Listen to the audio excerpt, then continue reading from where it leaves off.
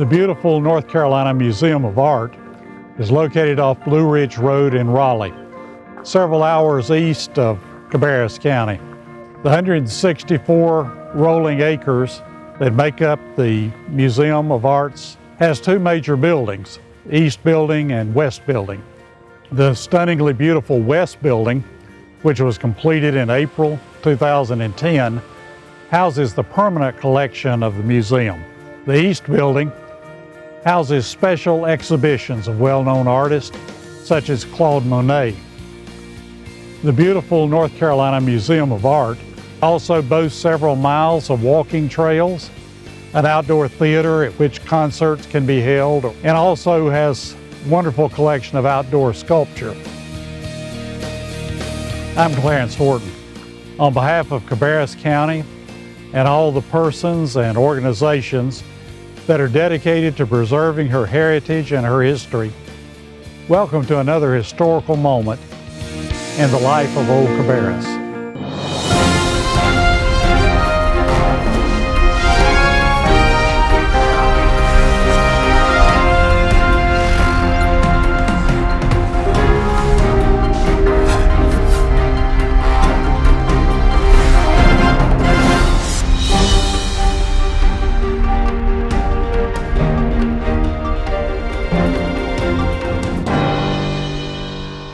North Carolina citizens are justly proud of the fact that when the North Carolina legislature authorized the expenditure of public funds in 1947 for the formation of a state art museum, we were the first state to expend such funds to provide an art experience on behalf of her citizens. It took great courage and vision on behalf of her legislative leaders. We believe, however, that the history of the Art Museum begins earlier, long before 1947, and can be found written in the colonial and revolutionary history of that rolling land which was then a part of Mecklenburg County and is today a part of Old Cabarrus.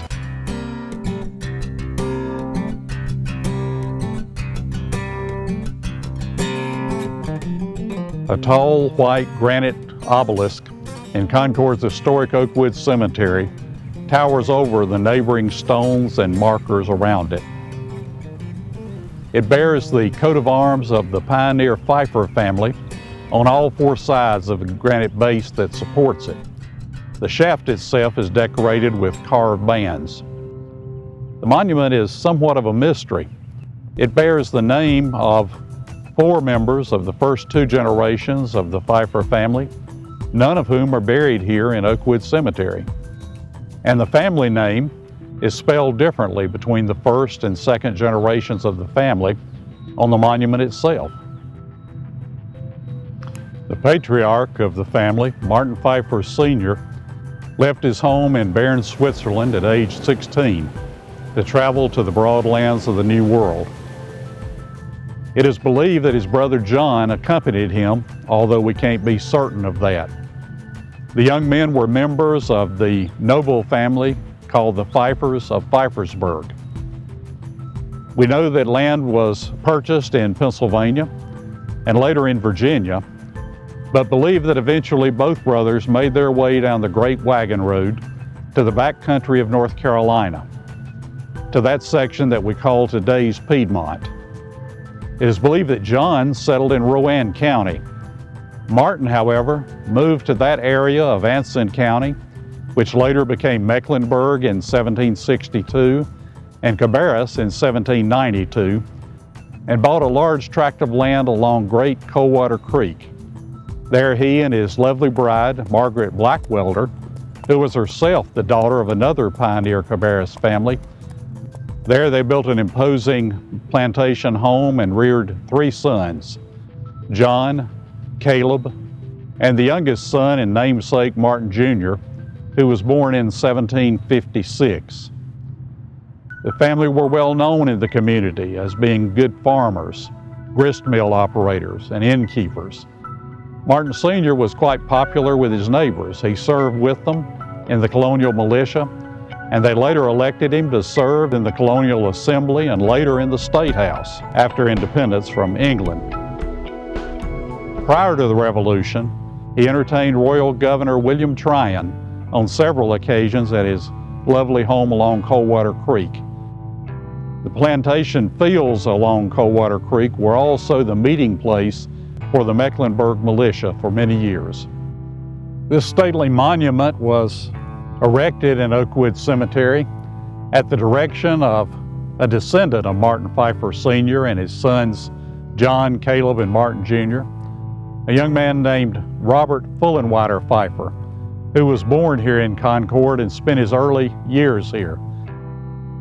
Robert Pfeiffer, whose friends called him Bob, left directions in his will to have this monument erected in a prominent location in order to honor the pioneer heritage and contributions of his family to the history of this region. He did so, although none of those honored are buried in this cemetery. They're buried in the old family cemetery near Red Hill Plantation in Cabarrus County. Robert Pfeiffer's own parents, Caleb and Adeline Ramseur Pfeiffer, are buried in the old Presbyterian Cemetery in Concord, which we now call Memorial Garden.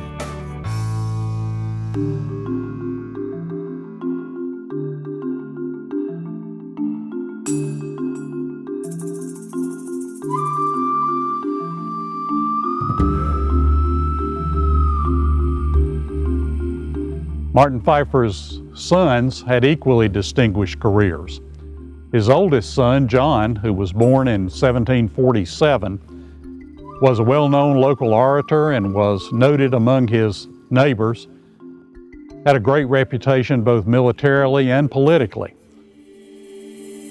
John signed the Mecklenburg Declaration of Independence in 1775, was a representative to the colonial assemblies in 1775 and 1776. As a lieutenant colonel, he served in the early campaigns against the Cherokee Indians and against the Tories in South Carolina. Unfortunately, this gifted patriot contracted a disease as a result of exhaustion from those campaigns and died at an early age. He was buried here in historic Pfeiffer Cemetery, which is located just across the old road from Salisbury to Charlotte and just across the road from historic Red Hill Plantation and a few miles west of present-day Concord. According to family tradition, British soldiers camped in the Pfeiffer Cemetery during the Revolution and built a fire on top of the tomb of John Pfeiffer, splitting the tombstone which covered his grave. Martin's second son, Caleb, who was born in 1749, also served his region as a representative in the legislature from old Mecklenburg County. Caleb served valiantly as a militia officer during the American Revolution. Following the Revolution, he worked tirelessly in the legislature to have Cabarrus County set off as a separate county from Mother Mecklenburg, and finally succeeded in doing so in December of 1792. He then served his new county as a member of the state Senate until 1801. His younger brother, Martin Jr., was also noted as an eloquent speaker, as a representative of the people, and as a good business person. Martin Jr. served in the Continental Line and was a part of the group who traveled to the Northeast and was a part of General George Washington's forces for some time. President Washington remembered Martin Pfeiffer and stopped at the Red Hill Plantation to spend the night on his 1791 tour through the southern states. This historic cemetery has suffered from the neglect of centuries. Fortunately, the Lieutenant Colonel John Pfeiffer chapter of the Sons of the American Revolution have begun the difficult work of restoring the cemetery. That work was completed early in the year 2012. Robert Pfeiffer was born in a home on North Union Street in Concord in 1849. He grew up in a house on the present site of today's First Presbyterian Church of Concord. He inherited his father's business ability and his mother's love of beauty. As a young man, he attended Davidson College for a time, then left to become a successful cotton buyer and broker in Newberry, South Carolina. He became a wealthy man by age 32 when his doctors advised him to give up his business interest. He did travel, learned to play golf, and began to collect art objects from around the world. He moved to New York City, where he became an active member of the Salmagundi Club and the Calumet Club, men's art societies. There he began to put together what became an extensive collection of paintings and art objects. He kept in touch with his native Cabarrus County, however, visiting home often during hunting season. He also owned extensive real property in the area and corresponded with local realtor John K. Patterson about those holdings. As he became older, he began to worry about the final disposition of his art collection. His first thought was to return it to his native Concord or to the neighboring city of Charlotte, but neither community had an art museum in 1927.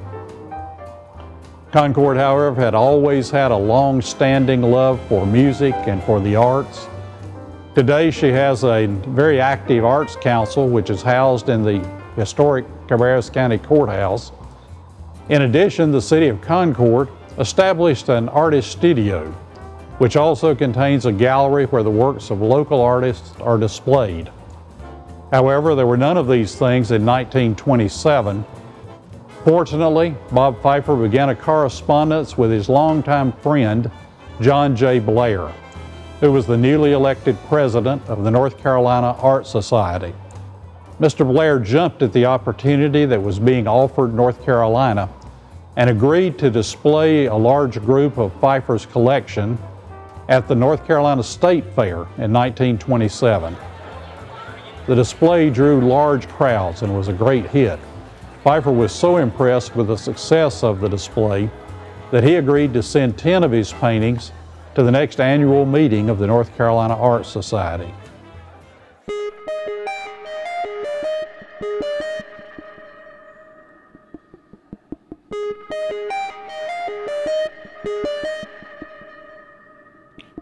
As a result of his continued correspondence with John Blair, Robert Pfeiffer provided in his will for the disposition of his entire art collection. The entire collection, consisting of some 88 paintings, including 3 that he had painted himself, was to be transferred to the North Carolina Art Society.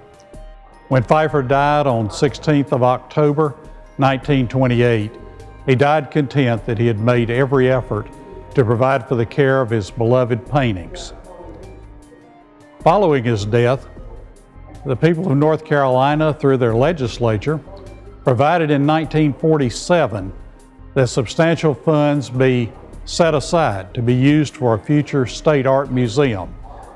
By that time, several trusts in the Pfeiffer will had come to fruition, and the Art Society was able to transfer an additional $300,000 to the North Carolina Museum for purchase of paintings to be used in its collections. As a result of the efforts of Robert Pfeiffer and the funds provided by the state, you're able to see today in the museum works by well-known old masters such as Claude Monet and Jean Millet, and also works by new masters such as Georgia O'Keeffe. The work that Pfeiffer did is intended to provide a lasting benefit to the people of his beloved state and his region. In 1973, in recognition of his efforts, the North Carolina Museum of Art hosted a special exhibition displaying representative works from both Pfeiffer's original collection and from the works purchased with funds from the Robert F. Pfeiffer bequest. In accordance with his final instructions, Robert Pfeiffer was returned by train from Battle Creek, Michigan, to his native Concord to be buried near his father and mother in what was then called the Old Presbyterian Cemetery on South Spring Street in Concord. His sister, Sally Pfeiffer Williamson, visited the cemetery and was concerned that it was so overgrown and ill-tended that she spent the next years of her life restoring and developing the area around the graves of her relatives and ancestors. She died in 1937, and then her son, Marshall Pfeifer Williamson, continued the restoration work until 1966. The garden was eventually renamed Memorial Garden in honor of the mother, Mary Adeline Ramseur Pfeifer, of Sally, and of grandmother of Marshall Pfeifer Williamson. After Marshall's death, he left some funds in trust, which have allowed the cemetery to be maintained during these years and the restoration to continue. It exists today as a quiet, peaceful haven of exquisite beauty in the middle of downtown Concord. It doesn't lie far from the Union Street shops where the Pfeifer ancestors managed stores, nor is it far from the rolling hills and creeks which reminded them so much of their native country. And it's not far from the muster grounds where they trained as militia to defend the country that they had adopted and the land that they loved. The legacy of the Pfeifer family's accomplishments and their contributions to their region and to their state is found not only in old legislative journals or in the records of ancient battles. Today it's prominently displayed on the walls of the North Carolina Museum of Art. During a special exhibition in 1973 honoring Robert Pfeifer, art lovers commented at that time that the momentum provided by his bequest and by the gift of his paintings provided not only the impetus for North Carolina to form an art museum, but helped the New Art Society survive the grim years of the Depression. Even notable accomplishments dim with time, however, and many people have forgotten the part that Robert Pfeifer played in the establishment of a state museum. Perhaps a fitting tribute to Pfeifer and his family for the contribution they've made would be a display of a portion of his paintings in his native Cabarrus County, in the county and in the city that he always called home. We thank you for joining us for another episode in the history of Old Cabarrus as we turn another page in that history, the history of this special place, this Cabarrus. We hope to see you again real soon.